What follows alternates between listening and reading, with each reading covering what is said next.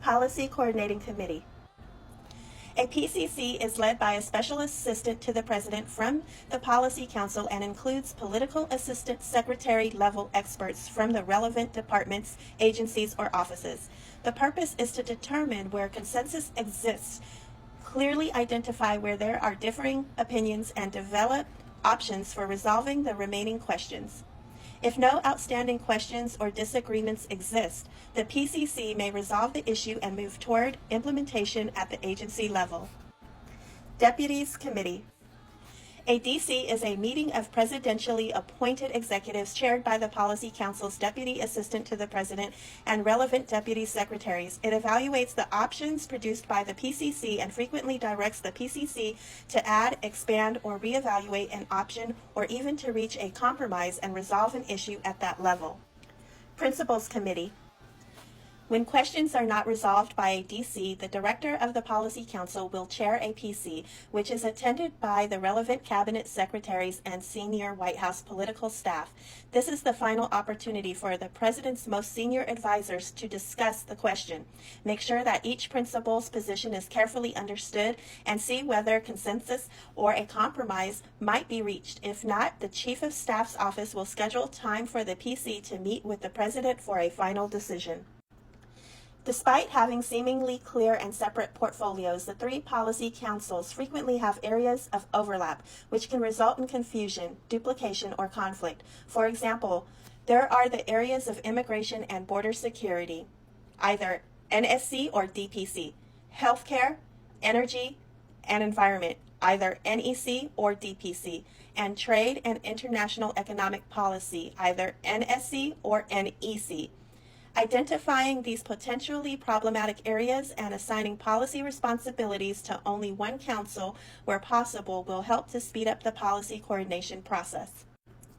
While other chapters will cover specific policy goals for each department or agency, incoming policy councils will need to move rapidly to lead policy processes around cross-cutting agency topics, including countering China, enforcing immigration laws, reversing regulatory policies in order to promote energy production, combating the left's aggressive attacks on life and religious liberty, and confronting wokeism throughout the federal government.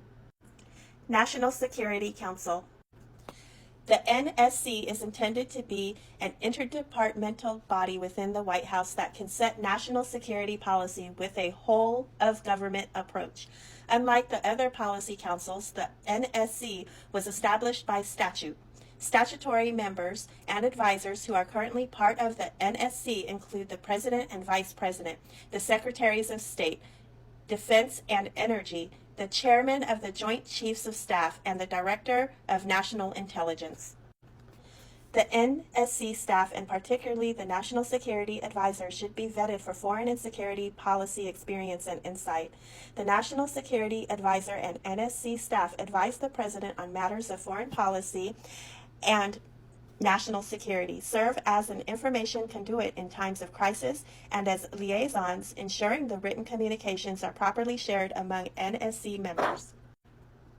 Special attention should be given to the use of detailees to staff the NSC. In recent years, the NSC's staff size has been right-sized from its peak of 400 in 2015 down to 100 to 150 professional members. The next administration should try to limit the number of detailees to ensure more direct presidential control. National Economic Council. The NEC was established in 1993 by executive order and has four key functions. To coordinate the economic policy making process with respects to domestic and international economic issues. To coordinate economic policy advice to the President.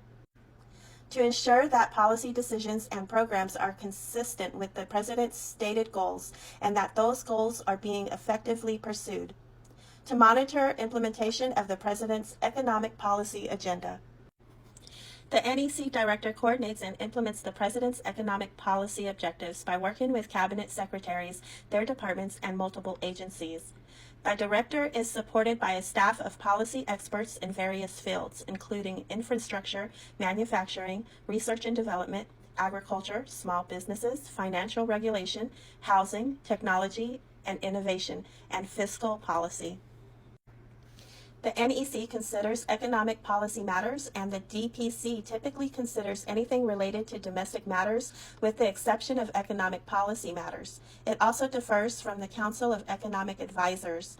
Whereas the NEC is in charge of policy development, the CEA acts as the White House internal research arm for economic analysis. It is therefore critically important to find people with the right qualifications to head both the NEC and the CEA. The CEA is almost always led by a well-known academic economist, and the NEC is regularly led by someone with expertise in directing the president's economic policy process. Those who have served in the role have ranged from former CEOs of the nation's largest investment firms to financial services industry managers to seasoned congressional staffers who have managed the economic policy issues for top financial and tax writing committees.